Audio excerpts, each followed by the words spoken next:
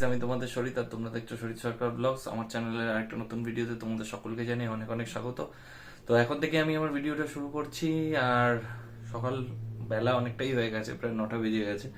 আমি জাস্ট স্নান করলাম, আজকে একটু দেরি হয়ে গেল, তার কারণ আজকে তো ওয়ার্কআউটের অফ আছে, অফ ডে, বৃহস্পতিবার। তো আজকে ওয়ার্কআউট অফ, সেই জন্য মানে একটু দিমে তালে কাজ করছি আর কি। তো যাই হোক, স্নান টান করে আসলাম, স্নান টান করে বাইরে আবার অ্যাজ ইউজুয়াল মেঘলা ওয়েদার। তো দেখতে থাকো, ভিডিওর সাথে জুড়ে থাকো, সারাদিনে কি হয় না হয় দেখতে থাকো, চলো।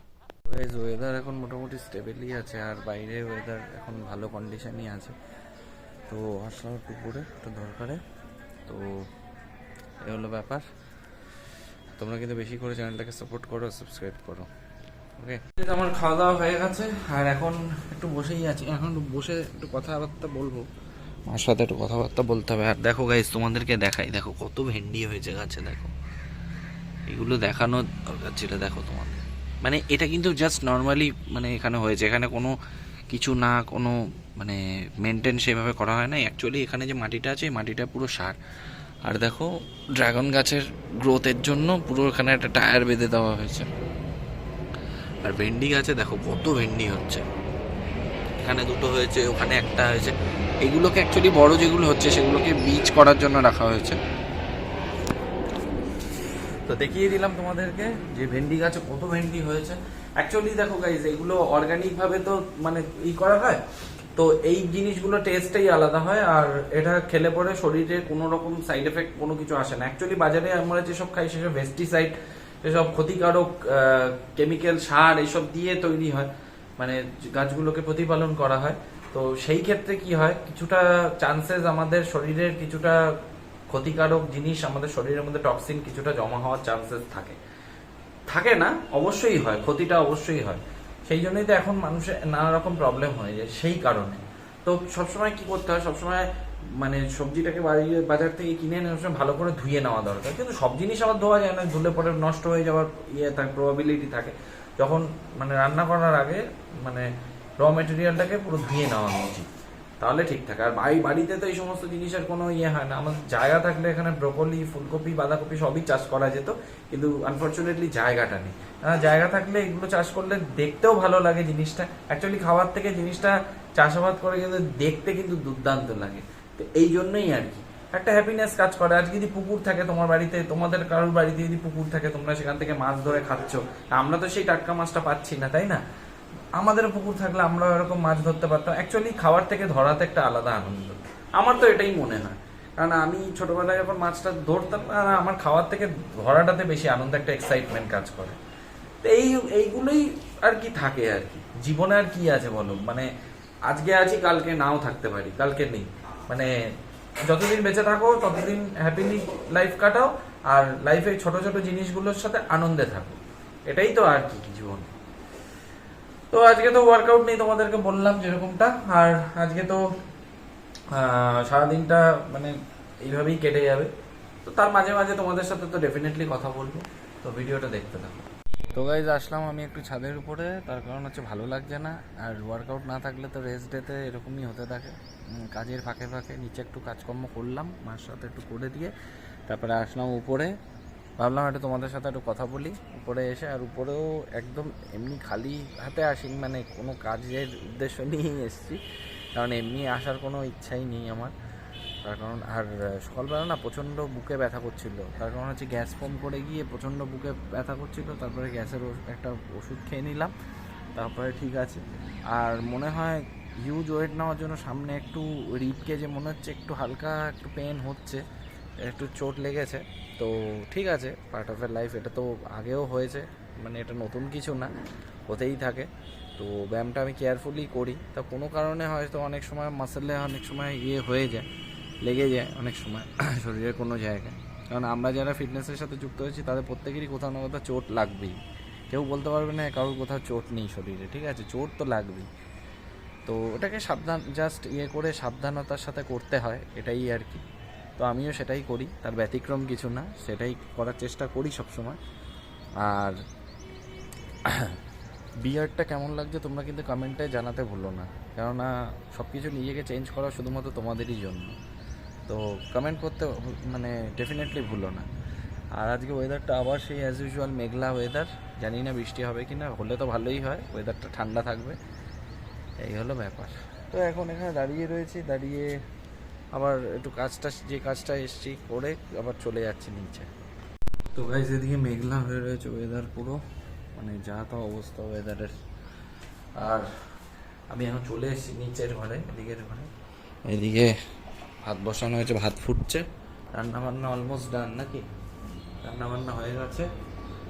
আজকে কি হয়েছে, মাছের ঝোল করেছো? আজকে মাছের ঝোল হয়েছে, সিম্পল, আমাদের সিম্পল খাওয়া দাওয়াই হয়। ব্যাপার, চলো একটু দাঁড়িয়ে রয়েছি এখানে, একটু ঘোরাফেরা করছি, আমার সাথে কথাও বলছি, সব মিলিয়ে মিশিয়ে চলছে আর কি। তো গাইস আমি আসলাম নিচের ঘরে, একটু দরকার আছে। আর বাইরে তো মেঘলা ওয়েদার আর একটা ভ্যাপসা গরম ছাড়ছে। আর এইখানটায় তোমাদেরকে যেরকমটা বললাম যে ব্যথা করছে, এই জায়গাটায় ব্যথাটা করছে রিপ কেজটাতে। তো যাই হোক, কী কারণে হয়েছে আমি জানি না, মানে ব্যাকের ওয়ার্কআউট করতে গিয়ে হলো না কী কারণে হলো আমি বুঝলাম না, হঠাৎ করে দেখছি দুদিন ধরে দেখছি প্রবলেমটা হচ্ছে। দেখা যাক কিসের দিয়ে হচ্ছে, একটু ডক্টরের সাথে কনসাল্ট করে নিতে হবে, দেখি। তো নিচে এসছে একটা কাজটা সেরে এখন উপরে যাই, চলো যাওয়া যাক। তো উপরে চলে আসলাম, উপরে এসে এখন একটু বসেছি, আর ফ্যানটা বন্ধ করছি না তার কারণ একটু নয়েজ আসবে। তো ফ্যানটা তার কারণ বন্ধ করছি না যে গরম বলে, সেই জন্য না বন্ধই করে দিই, মা ফ্যানটা একটু বন্ধ করে দাও তো। তো এই হলো ব্যাপার। আর এখন বসে আছি, কে চিৎকার করছে রে বা, কে কেউ চিৎকার করছে?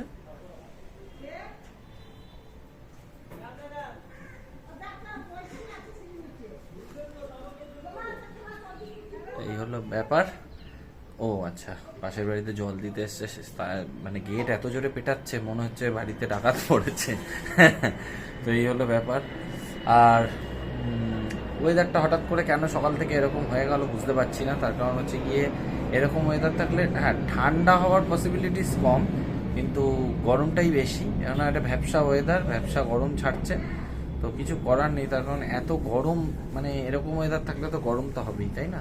তার সাথে যদি একটু হাওয়া দেয় বা একটু বৃষ্টি বৃষ্টি হয় তাহলে ঠান্ডা হওয়ার প্রবাবিলিটি থাকে, আর আদারওয়াইজ না হলে তো কোনো গল্পই নেই। বৃষ্টির দেখা নেই, বৃষ্টিতে আজকে তো মানে দেখছি না হচ্ছে, বৃষ্টি না হলে তো গরম তো হবেই। আর আজকে তো ঈদ, তো আমার যদি ফ্যামিলি মেম্বারে কেউ থেকে থাকো তো তাদের সবাইকে ঈদের অনেক শুভেচ্ছা জানাই। তো হ্যাপি ঈদ, সবাই ভালো করে ঈদ কাটাও, মানে এনজয় করো, ভালো করে খাওয়া দাওয়া করো, পরিবারের সাথে আনন্দ করো। আর সব থেকে বড় কথা হচ্ছে গিয়ে ফেস্টিভ্যালের দিন, হ্যাঁ এরকম ওয়েদার থাকলে যদি বৃষ্টিও হয় তো ওরা একটু আনন্দের সাথে কাটাতে, মানে একটু ঘোরাফেরা করতে পারবে আর কি। তো গাইজ আমি এখন ল্যাদ খেয়ে শুয়ে পড়ে রয়েছি, আর সব থেকে বড় কথা হচ্ছে গিয়ে এখন লাঞ্চ করব। এতক্ষণ মানে একটা ফুড ব্লগারের মানে ভিডিও দেখছিলাম আর কি, মানে সেই যা খাওয়া স্টাইল, মাই গড, নাম বলছি না, মানে সে খাওয়া স্টাইল দেখলেই মাথা খারাপ হয়ে যায়। আর আমাদের এখানে ফেমাস উজ্জ্বলদার বিরিয়ানি মধ্যমগ্রামে। আর সব থেকে বড় কথা এখন নিউ ব্যারাকপুরে একটা বিরিয়ানি খুব ট্রেন্ডিংয়ে আছে, সেটা হচ্ছে আবার খাবো। আমি আগেও খেয়েছি ওখান থেকে, কিন্তু যখন বিরিয়ানি আনি ওখান থেকেই আনি, তোমরাও কেউ ট্রাই করতে পারো কাছাকাছি থাকলে। তার কারণ আবার খাবো হচ্ছে গিয়ে ঠিক নিউ ব্যারাকপুর কলোনি বয়েজ থেকে যে লেভেল ক্রসিংটা, এখান থেকে বেরিয়ে এসে ডান হাতেই পড়বে।